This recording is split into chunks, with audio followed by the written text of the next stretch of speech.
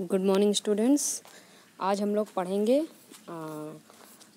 Displacement reaction. ठीक है, देखिए आपने कल रिएक्टिविटी सीरीज़ पढ़ी थी, याद है ना आपको? रिएक्टिविटी सीरीज़ की कुछ मेटल्स ज़्यादा रिएक्टिव होते हैं, कुछ मेटल्स जो हैं कम रिएक्टिव होते हैं according to their reactivity series. सबसे मोस्ट रिएक्टिव मेटल जो है वो पोटेशियम होता है, लीस्ट रिएक्टिव मेटल जो है वो प्लेटिनम होता है, और बाकी सब बीच बीच में उसमें रिएक्टिविटी सीरीज़ में हमने पढ़ा था।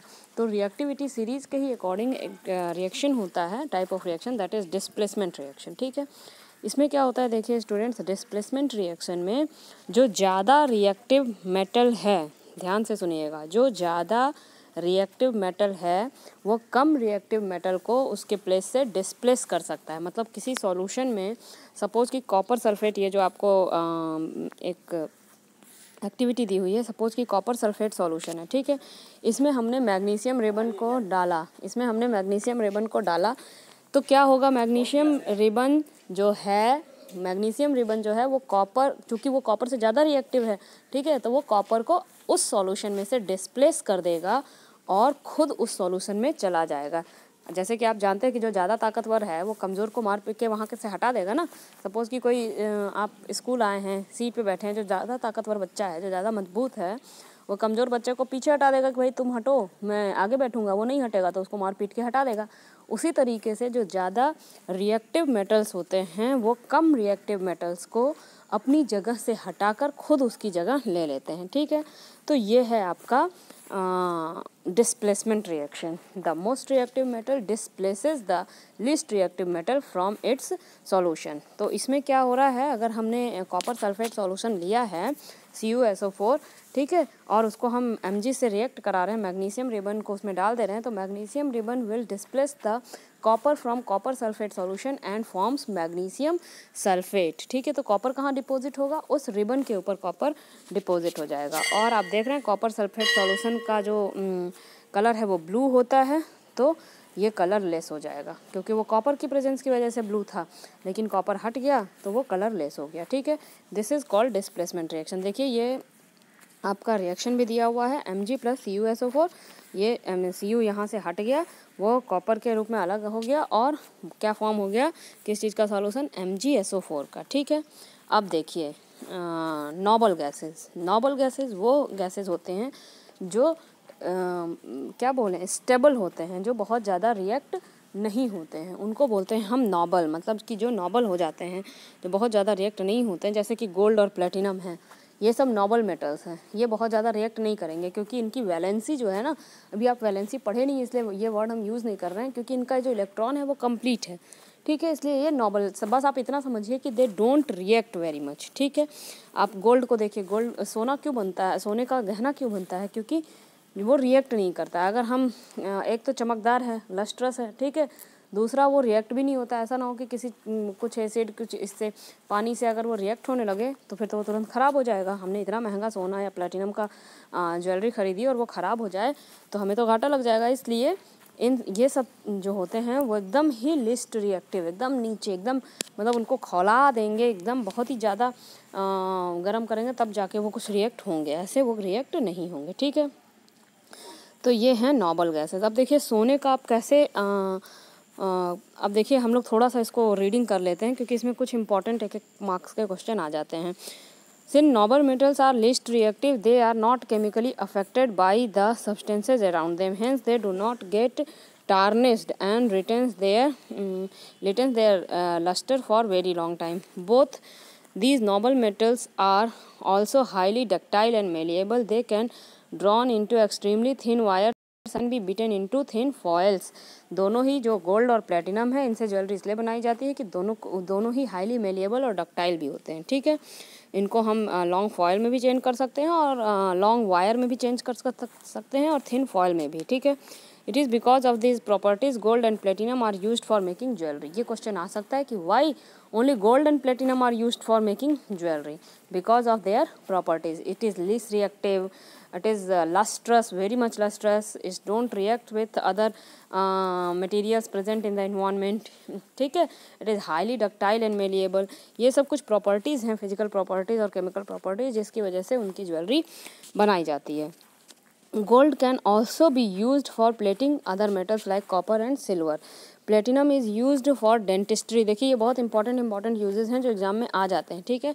गोल्ड को हम दूसरे अदर मेटल्स के ऊपर प्लेटिंग करने के लिए भी यूज़ करते हैं। अभी आपने इलेक्ट्रोप्लेटिंग पिछले टर्म में पढ़ा था कि गोल्ड से प्लेटिंग करते हैं, ठीक है।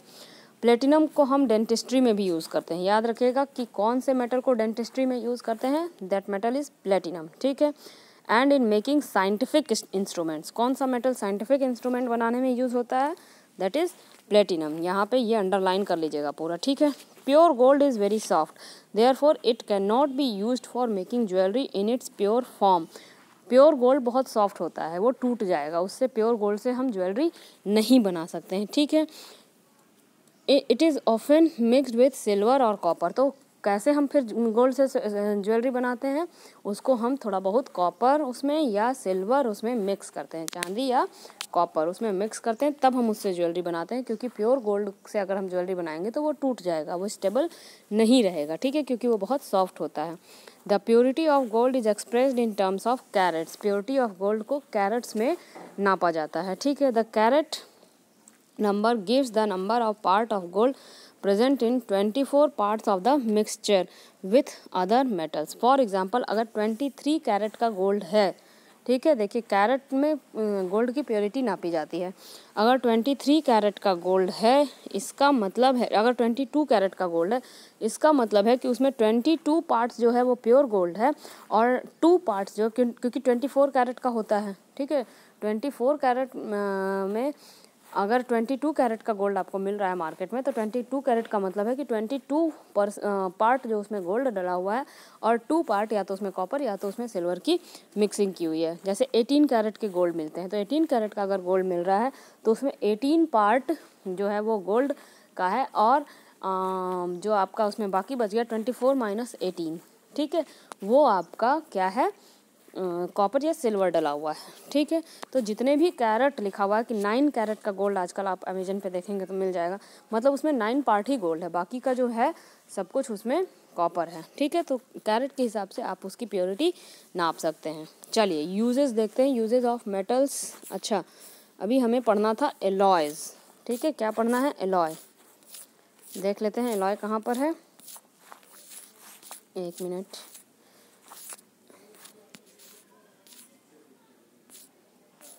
देखिए एलॉय जो है, एलॉय क्या है, एलॉय कुछ मेटल्स आजकल आप देख रहे हैं, स्टील बन गया है, ब्रास बन गया है, मतलब ये सब प्योर मेटल नहीं है। इसमें 2 या 2 से ज़्यादा मेटल्स या नॉन मेटल्स मिलाकर मिक्स कर कुछ प्रोपोर्शन में उसको हम नया फॉर्म दे देते हैं। जैसे कि ये सब फॉलोइंग एलॉय हैं, स्टील है, स्टेनलेस स्टील है, brass, bronze, German silver, duralumin, alnico, gun metal, ये सब एलॉय हैं जिनको 2 मेटल या एक मेटल एक नॉन मेटल या 2 मेटल एक नॉन मेटल, इस तरह से करके हमने कुछ रेशियो में फिक्स करके बनाया हुआ है, और इसको हम एलॉय बोलते हैं। तो क्या है alloy? Alloy is a homogeneous mixture of 2 और मोर मेटल्स और a metal and a metal. 2 या 2 से ज़्यादा मेटल्स या एक मेटल एक नॉन मेटल, इस तरह से मिक्स करके हम बनाते हैं, और वो ज़्यादा कारगर होता है। देखिए एलॉय का ये पूरा आपको एक क्या नाम है, टेबल बना हुआ है कि कौन सा एलॉय है, उसमें कौन कौन सा मेटल मिक्स है और उसका क्या यूज़ है। तो ये पूरा टेबल बहुत इंपॉर्टेंट है। किसी कोई भी एलॉय दे देता है, जैसे ब्रास और ब्रॉन्ज, ये दोनों बहुत एग्जाम में दिया हुआ है कि ब्रॉन्ज दे देगा और बोलेगा कि कौन से मेटल्स इसमें मिक्स हैं और क्या इसके यूजेज हैं। तो ब्रास अगर दे दिया तो उसमें कॉपर और जिंक मिक्स है, और किस काम में आता है, कुकिंग यूटेंसिल्स बनाने में, डेकोरेटिव स्टैचूज़ बनाने में, नट्स और बोल्ट्स बनाने में, ठीक है। ब्रॉन्ज दे दिया तो कॉपर और टीन से मिलकर बना हुआ है ये किस किस काम में आता है, cooking utensils, coins, medals, statues, decorative items बनाने में। ये ब्रॉन्ज मेटल आप पहने होंगे, जो भी आप देखते हैं 1st, 2nd, 3rd नंबर पे जो बच्चा आता है उसको ब्रॉन्ज मेटल पहनाया जाता है, तो वो एक्चुअली कोई मेटल नहीं है, वो एलॉय है, ठीक है। किससे किससे मिलकर बना हुआ है, कॉपर और टीन से। इसी तरह से स्टील जो है वो आयरन और कार्बन से बना हुआ है, वो कंस्ट्रक्शन ऑफ मटेरियल और मशीन पार्ट्स बनाने में काम आता है। स्टेनलेस स्टील आयरन, क्रोमियम और निकल से बना हुआ है। Cooking utensils, cutlery, surgical implements बनाने में काम आता है। तो इस तरह से सारे आपके एलॉय हैं, कौन कौन से मेटल से मिलके बने हुए हैं और उनका क्या यूज़ है, ये इस टेबल में दिया हुआ है, ठीक है। तो ये चीज़ें आपको पढ़नी है स्टूडेंट्स, इसको ज़रूर पढ़ लीजिएगा, इस पूरे टेबल को याद कर लीजिएगा क्योंकि ये बहुत इंपॉर्टेंट है। यूजेज ऑफ मेटल्स देखिए आप, metals have been used as an integral part of our daily life since ancient times. They have played an important part in the development of different civilizations. Even today, metals are used for a variety of purposes in our day-to-day life. The most commonly used metals in everyday life are iron, copper, aluminium, silver. जो most commonly metals हमारे everyday life में use हो रहे हैं वो हैं कौन कौन से जी? Iron, copper, aluminium, silver.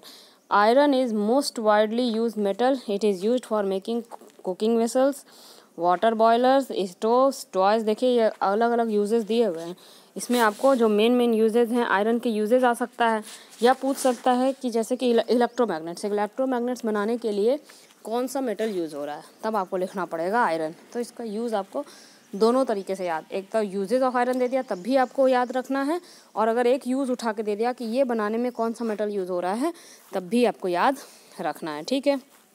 Aluminium being a very light metal is, देखिए ये बहुत इंपॉर्टेंट है, जो इम्पॉर्टेंट लाइन है वो हम आपको अभी बता दे रहे हैं स्टूडेंट्स। एल्युमिनियम को एयरक्राफ्ट बॉडीज़ मतलब एरोप्लेन की पूरी बॉडी बनाने में बहुत ये यूज़ होता है। क्यों? क्योंकि ये बहुत ही लाइट मेटल होता है। लाइट, आपको पता है ऊपर उड़ने के लिए लाइट मेटल चाहिए।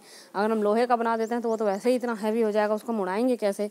तो एल्युमिनियम से उसकी बॉडी बनती है क्योंकि वो बहुत लाइट मेटल होता है, हल्का होता है, ठीक है। It is used for making cooking vessels. Its thin foil are used for packing of food and stuff and medicines. ये इसका थिन फॉयल बना के आप मेडिसिन्स में भी देखे होंगे एल्युमिनियम फॉयल से पैक होता है, ठीक है। Copper is most widely used for metal for making electrical cables and other electrical goods. It is also used for making cooking vessels, ठीक है। कॉपर जो है मोस्ट वाइडली यूज़ होता है कुकिंग वायर्स बनाने में, ठीक है। Silver is used for making jewelry, decoration pieces, tableware. Silver being highly malleable can be converted into thin foil which are used for decorating food items.